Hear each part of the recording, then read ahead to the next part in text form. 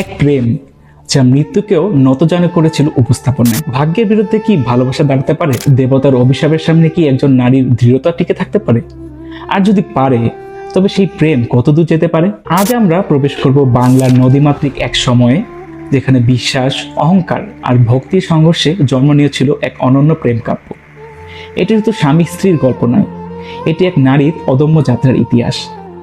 এটি বেহুলা ও লক্ষিন্দরের গল্প। হ্যালো, আমি সাইদ জয়, আপনাদের সাথে থাকছি কথা বক্স থেকে। প্রাচীন বাংলায় ধনী বণিক ছিলেন চাঁদ সওদাগর। তিনি ছিলেন শিব ভক্ত, কিন্তু দেবী মনসার পূজা করতে অস্বীকার করেছিলেন। এই অবহেলা দেবীর অহংকারে আঘাত হানল। দেবী মনসা প্রতিজ্ঞা করলেন চাঁদ সওদাগরের সুখ তিনি ধ্বংস করবেন। চাঁদের একে একে 6 পুত্র সাপের দংশনে মারা যায়। শেষ সন্তান লক্ষিন্দর। তাকে বাঁচাতে চাঁদ সওদাগর লোহার তৈরি এক বাসরঘর নির্মাণ করলেন, যাতে কোনো সাপ ঢুকতে না পারে। তিনি ভাবলেন ভাগ্যকে তিনি পরাজিত করেছেন, কিন্তু ভাগ্য কখনো সরল পথে আসে না। লক্ষিন্দরের বিয়ে হলো সুন্দরী সাহসী বেহুলার সাথে। বেহুলা ছিল শুধু রূপে নয়, মনে ও বিশ্বাসে দৃঢ়। সে স্বপ্ন দেখেছিল সংসারের, ভালোবাসার, এক দীর্ঘ জীবনের। বাসর রাতেই লোহার ঘরের এক সূক্ষ্ম ফাঁক দিয়ে ঢুকে পড়লো এক কালনাগিনী। দেবী মনসার আদেশে সেই সাপ দংশন করলো লক্ষিন্দরকে। এক মুহূর্তে সব আলো নিভে গেল। বেহুলার চোখের সামনে তার স্বামী নিথর হয়ে পড়ে রইল। কেউ বলল এটা নিয়তি, কেউ বলল দেবতার ইচ্ছার বিরুদ্ধে যাওয়া যায় না, কিন্তু বেহুলা বলল প্রেম নিয়তির চেয়েও বড়। সবাই যখন শোক মানতে বলছে, বেহুলা তখন সিদ্ধান্ত নিল সে লক্ষিন্দরকে ফিরিয়ে আনবে। মৃত স্বামীকে শয্যায় শুয়ে সে একটি ভেলা বানালো। নদীর বুকে ভেসে পড়ল একা, শুধু ভালোবাসা আর বিশ্বাসকে সঙ্গী করে। বাংলার নদী তখন শান্ত ছিল না। স্রোত, ঝড়, অনিশ্চয়তা সবকিছুর মাঝে ভেসে চলল বেহুলা। দিনের পর দিন, রাতের পর রাত। তার চোখে ঘুম ছিল না, মনে ছিল না ভয়। সে জানতো তার যাত্রা শুধু স্বামীর জন্য নয়, তার বিশ্বাসের জন্য। পথে সে বহু পরীক্ষা পার করলো, দেবতাদের সভায় পৌঁছালো। তার আরতি দুর্বল ছিল না, ছিল দৃঢ়। সে কাঁদেনি কেবল, সে যুক্তি দিয়েছে, সাহস দেখিয়েছে। সে প্রমাণ করেছে একজন নারীর ভালোবাসা কেবল কোমল নয়, প্রয়োজনে অগ্নিস্বরূপ। শেষ পর্যন্ত দেবতারা নত হলো।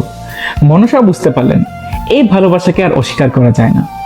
লক্ষিন্দর ফিরে পেল জীবন। চাঁদ সওদাগরও অবশেষে মনসার পূজা স্বীকার করলেন। বেহুলা লক্ষিন্দরের গল্প কেবল অলৌকিকতার গল্প নয়, এটি এক নারীর অবিচল যাত্রার গল্প। এটি সেই শক্তির গল্প যেখানে ভালোবাসা কেবল অনুভূতি নয়, সংগ্রাম, ত্যাগ আর অটল বিশ্বাস। এই কাহিনী আমাদের শেখায় ভালোবাসা মানে শুধু একসাথে থাকা নয়, ভালোবাসা মানে বিপদের মুখে দাঁড়িয়ে বলা আমি হার মানব না।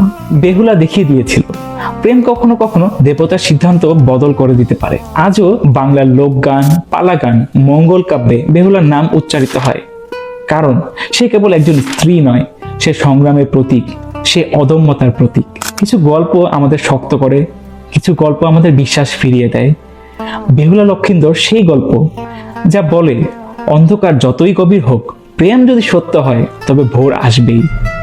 এইটাই বেহুলা লক্ষিন্দর, এটাই সেই প্রেম যা মৃত্যুকেও পরাজিত করেছিল। এই কাহিনীর প্রধান উৎস বাংলার মঙ্গল কাব্যধারা, বিশেষ করে মনসা মঙ্গল। মধ্যযুগে একাধিক কবি এই আখ্যান রচনা করেছেন। তাদের মধ্যে উল্লেখযোগ্য বিপ্রদাস পিপিলাই, বিজয় গুপ্ত।